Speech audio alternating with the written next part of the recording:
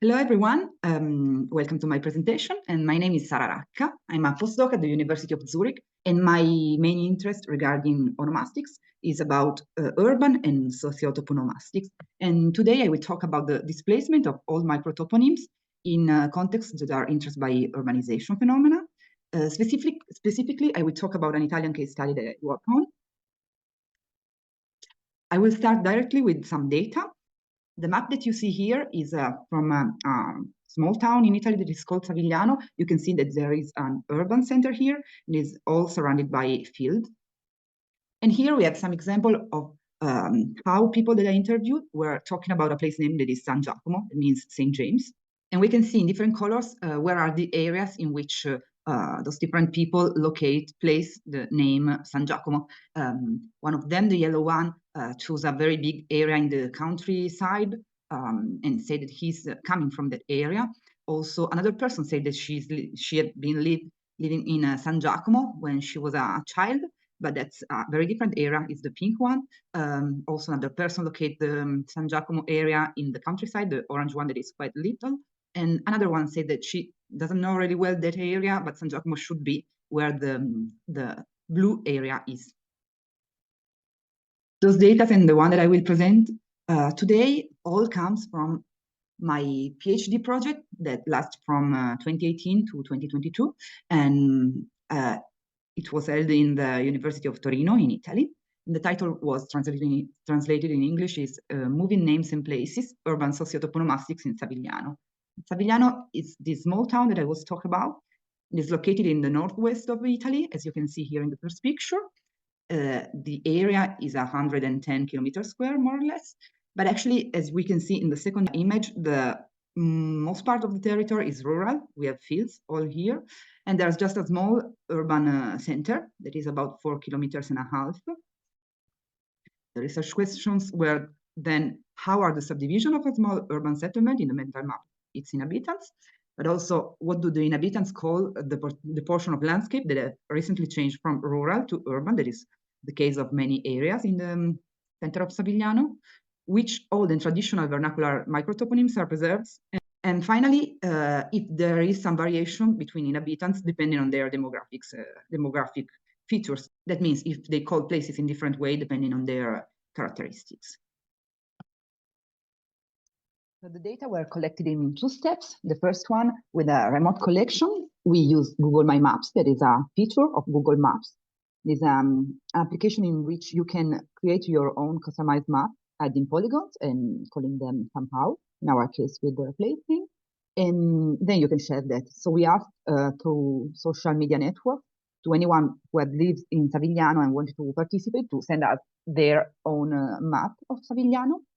And then in the second step, we did a field research and we interviewed people, most of the ones that sent us the map, the ones that were available, and also elderly people that were not able to do themselves online map. In the end, we obtained 42 participants.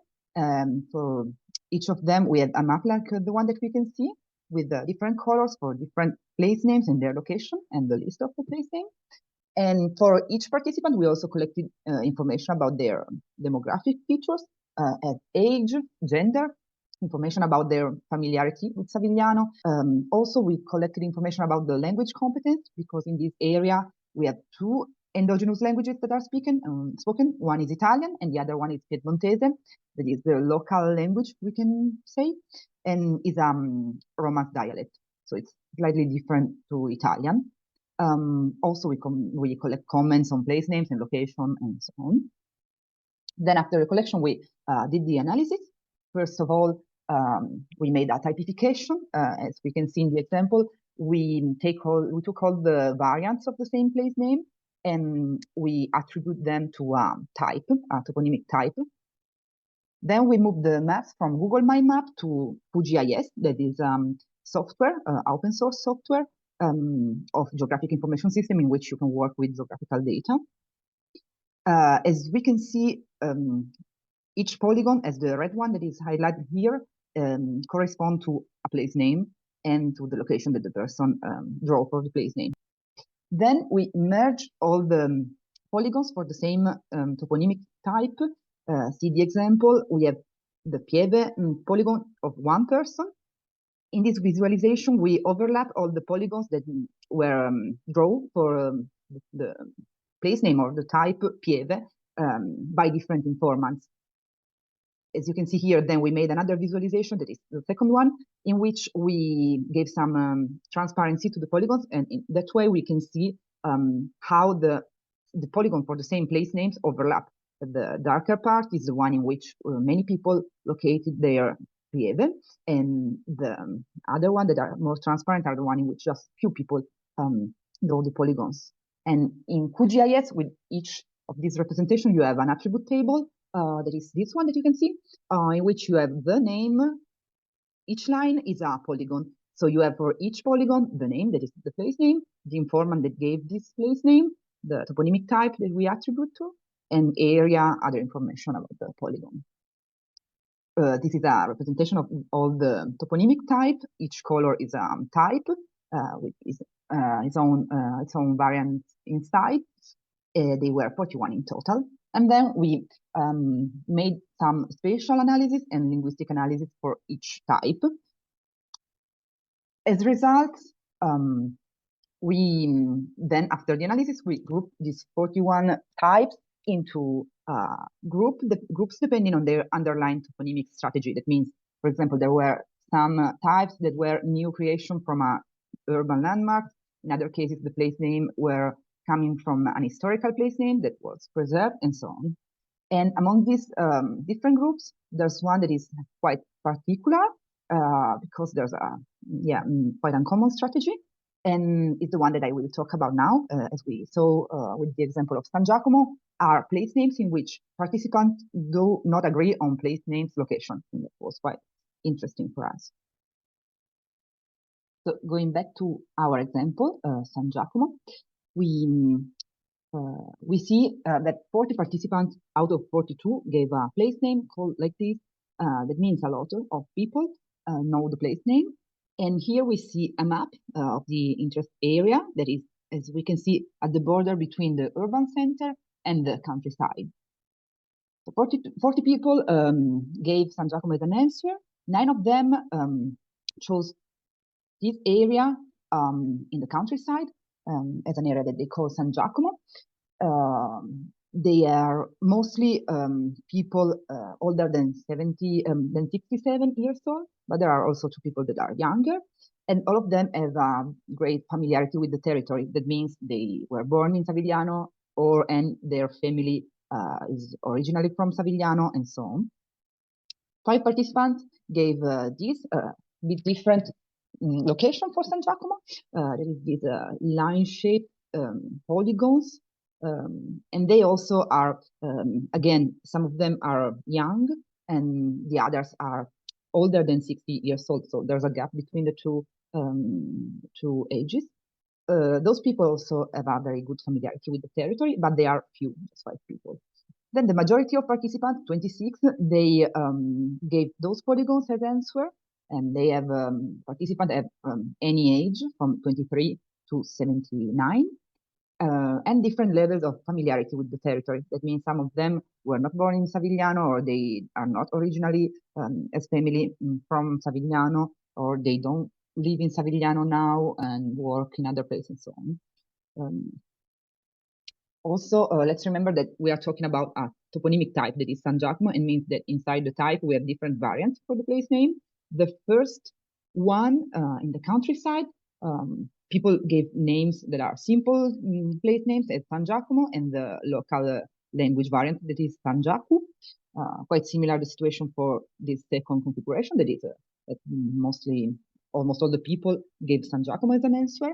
And it's instead very different the situation for the third case, in which we have a lot of simple place name, that means San Giacomo and San Giacu, but also many complex compound place names as Zona San Giacomo, that means San Giacomo zone, let's say, and San Giacomo street, that is Via San Giacomo, and also other even more complicated solution as, for example, area of the street of San Giacomo, and so on.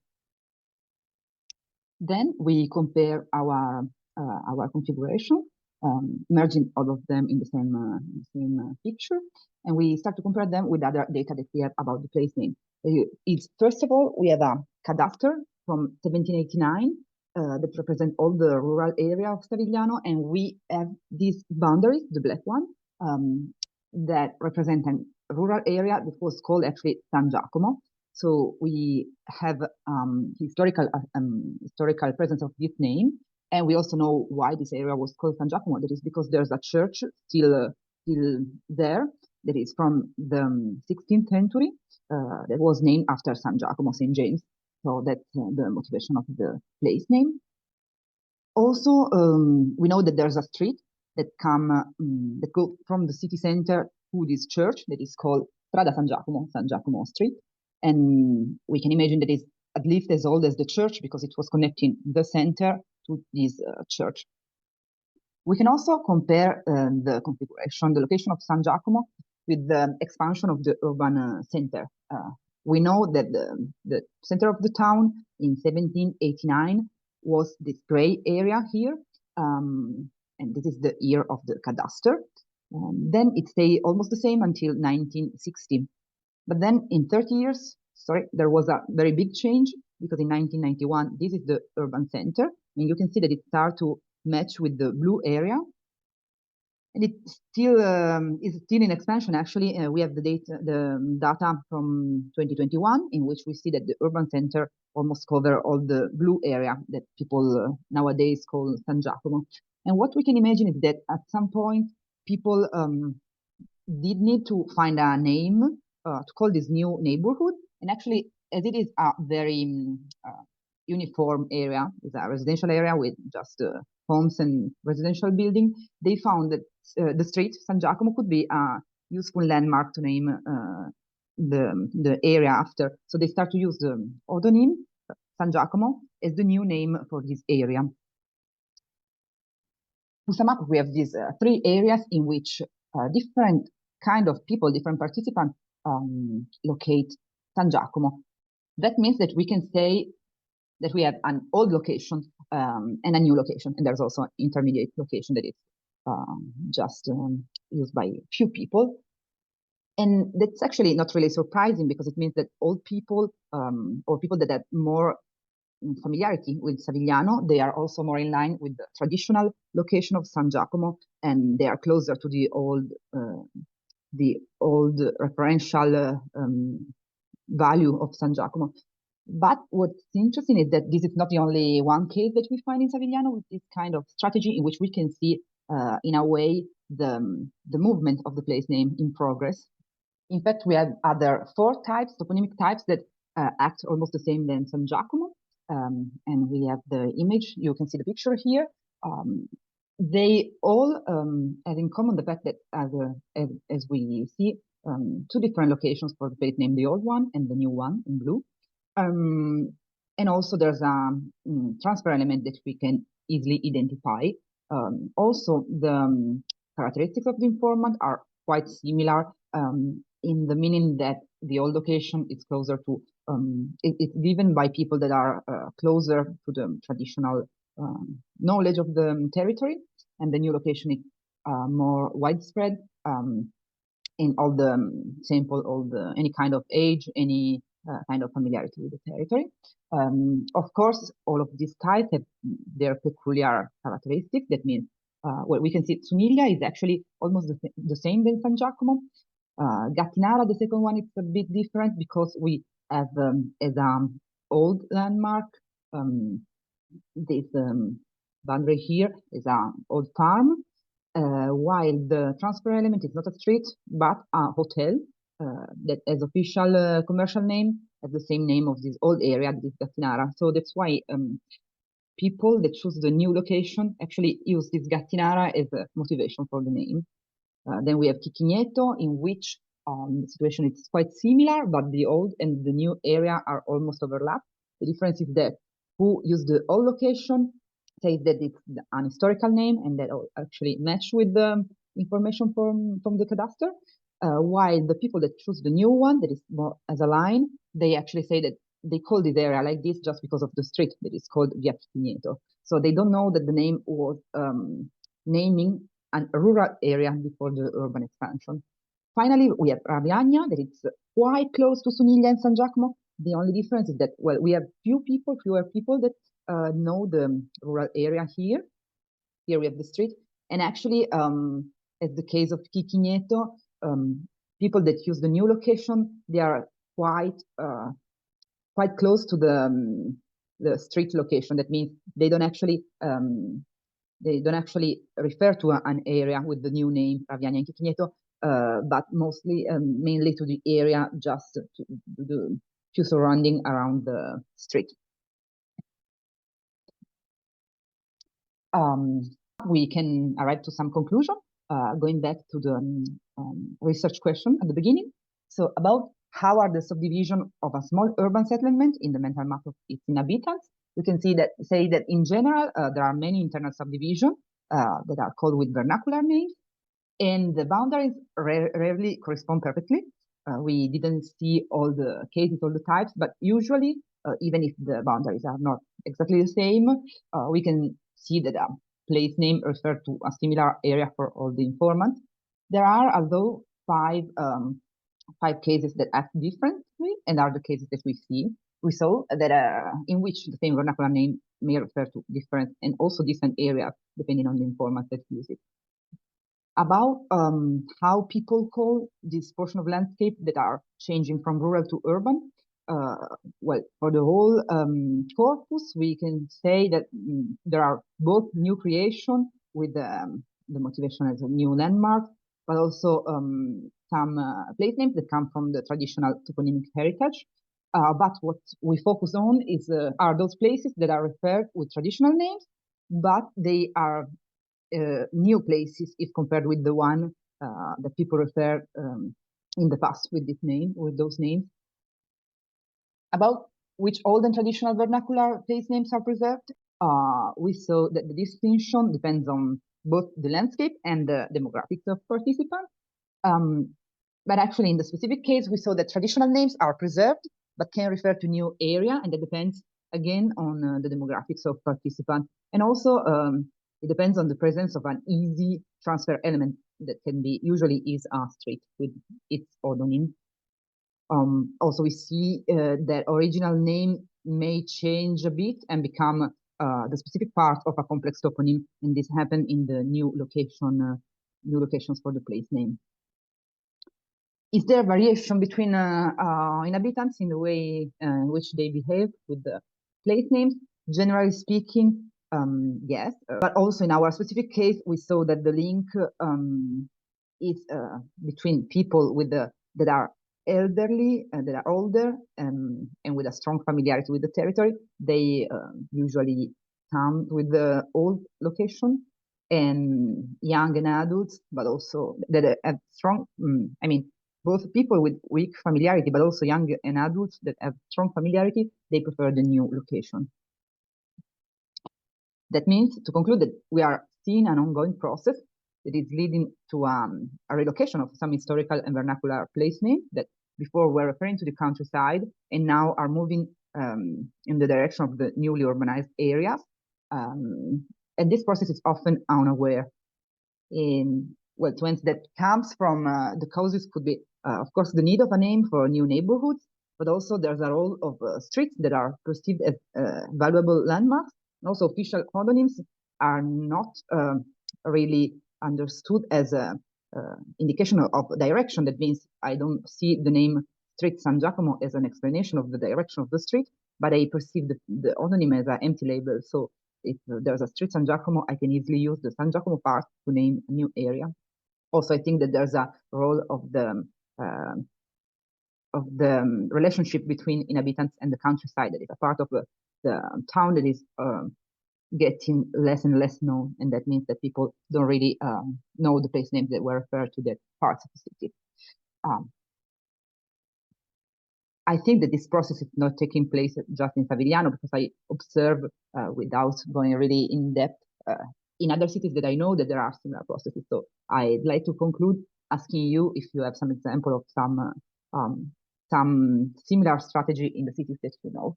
And with that, I want to thank you for your attention, and I'm ready to answer your question.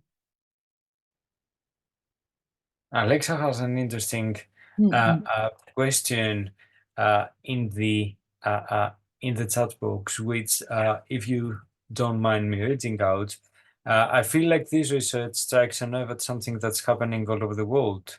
As urbanization transforms villages into neighborhoods, a renegotiation of identity is inevitable. In my opinion, this is also, a watershed for issues of community and belonging. Erasing of community identity robs people of the collective power to advocate for themselves. This is more of a comment, but I don't know, Sara, if you'd like. Sure. But yeah, that's actually also my feeling.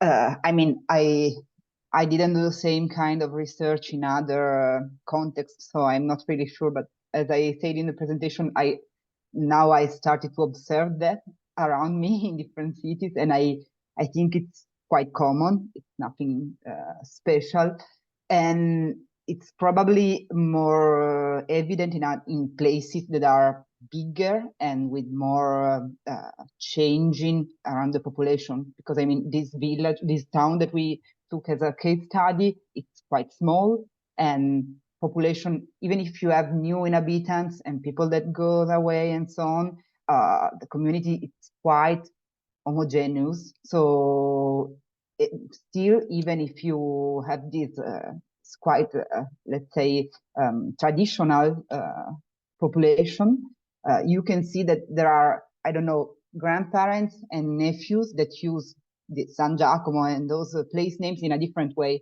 It's actually also funny for me to see how they actually communicate in daily life, understanding each other depending on probably the context in which they talk, but they don't really realize that they are using different references. So yeah, thanks Alexa for the comment.